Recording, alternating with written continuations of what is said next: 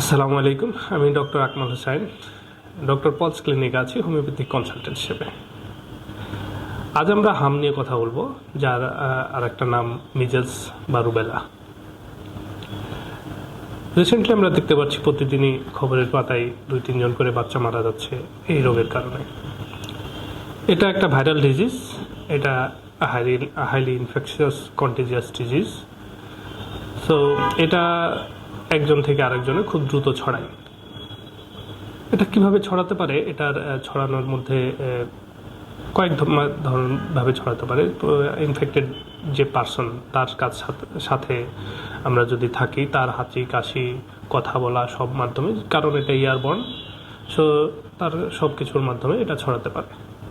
এছাড়া আমরা যদি কোনো ইনফেক্টেড জায়গায় হাত দেই, সেই হাত আমরা আবার শরীরে যখন মুখে দেই বা নাকে দেই, চোখে দেই, এর মাধ্যমেও আমাদের শরীরে ছড়াতে পারে। এছাড়া যদি কোনো মা অ্যাফেক্টেড হয়, তার ব্রেস্ট ফিডিংয়ের সময়ও এটা ছড়াতে পারে। এটা সাধারণত ভাইরাল ডিজিজ ইনফেকশনের প্রায় 7 থেকে 14 দিনের মধ্যে এটার সিমটমগুলো, লক্ষণগুলো দেখা যায়। এবং ভালো বিষয় হচ্ছে যে এটা লক্ষণ দেখা যাওয়ার 10 দিনের মধ্যেই এরা সাধারণত পেশেন্ট কিওর হয়ে যায়। কিন্তু পেশেন্ট যদি কিওর না হয়, কমপ্লিকেশন যদি তৈরি হয়, সেক্ষেত্রে খুব বেশি কমপ্লিকেশন তৈরি হয় এবং এটা মৃত্যুর দিকেও যেতে পারে। হাম হলে সাধারণত কোন ধরনের লক্ষণগুলো আমরা পাই, সেগুলো এখন বলবো। হাম সিমটম লক্ষণ দেখা দেওয়ার সঙ্গে সঙ্গে পেশেন্টের হাই ফিভার হতে পারে, কফ হতে পারে, red blood shoot red eye যেটা আমরা বলি, আয়ের চারিদিকে লাল হয়ে যেতে পারে, রানি নোজ থাকতে পারে, টেন্ডারনেস হতে পারে। আরেকটা সিমটম থাকে যেটা খুবই এসেনশিয়াল দেখার জন্য, রেড স্পট, এবং আপনার মুখের ভিতরে একটা সাদা সাদা স্পট তৈরি হয়। ডাইজেস্টিভ সিমটমের প্রবলেম হতে পারে, যেমন ডায়রিয়া, স্টোমাক পেইন, ভমিটিং, এগুলো হতে পারে। গলা ব্যথা হতে পারে, সঙ্গে মাসেল পেইন হতে পারে, মাথা ব্যথা হতে পারে। সো হাম হলে সাধারণত এই সকল লক্ষণগুলাই আমরা রোগীদের মধ্যে পেয়ে থাকি। হাম হওয়ার পরে কিছু পেশেন্ট থাকে যারা একটা রিক্সে থাকে। তো এই রিক্সের পেশেন্টগুলো কে কে?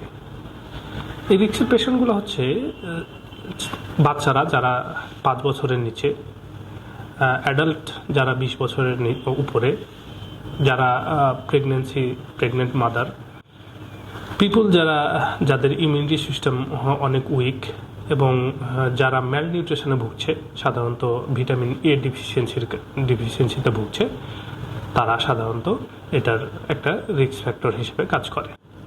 হাম হলে সাধারণত কিছু কমপ্লিকেশন তৈরি হয়, যাদের 10 দিন পরে যারা ইমপ্রুভ না করে, তাদের ক্ষেত্রে যে সকল কমপ্লিকেশনগুলো তৈরি হতে পারে সেগুলো হচ্ছে কানে ইনফেকশন হতে পারে, ডিহাইড্রেশন হতে পারে সিভিয়ার ডায়রিয়া থেকে, ব্রঙ্কাইটিস হতে পারে, তারপরে ল্যারিঞ্জাইটিস হতে পারে, কোনো ক্ষেত্রে ব্লাইন্ডনেসও আসতে পারে।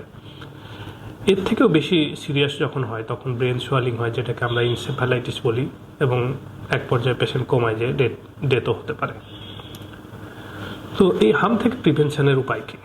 আসলে prevention is better then cure, এটা মেডিকেলে আমরা সবসময় বলি। সো প্রিভেনশনের জন্য আমাদের WHO স্বীকৃত একটা ভ্যাকসিন আছে, MMR ভ্যাকসিন, যেটা আমরা সাধারণত WHO রিপোর্ট অনুযায়ী এটা 93 থেকে 97% ইমিউন করে হাম থেকে, আর কি, মিজেলস থেকে। তো আমরা ভ্যাকসিন নিতে পারি। আরেকটা হচ্ছে, এটা সাধারণত ভিটামিন এ ডিফিসিয়েন্সির কারণে বেশি হয়, যার কারণে আমরা এটা ভিটামিন এটাকে ইনটেক বাড়াতে পারি। অবশ্যই ইমিউনিটি সিস্টেমকে বাড়ানোর জন্য ইমিউনিটি বুস্টের ধরনের কিছু এক্সারসাইজ বা ফুড নিউট্রিশন ইনটেক করতে হবে, যেটাতে আপনার ইমিউনিটি বাড়বে। তাহলে আমরা সচরাচর এইসব অসুখ থেকে নিজেকে সেফ রাখতে পারব। এখন ট্রিটমেন্টের দিকে আসা যাক।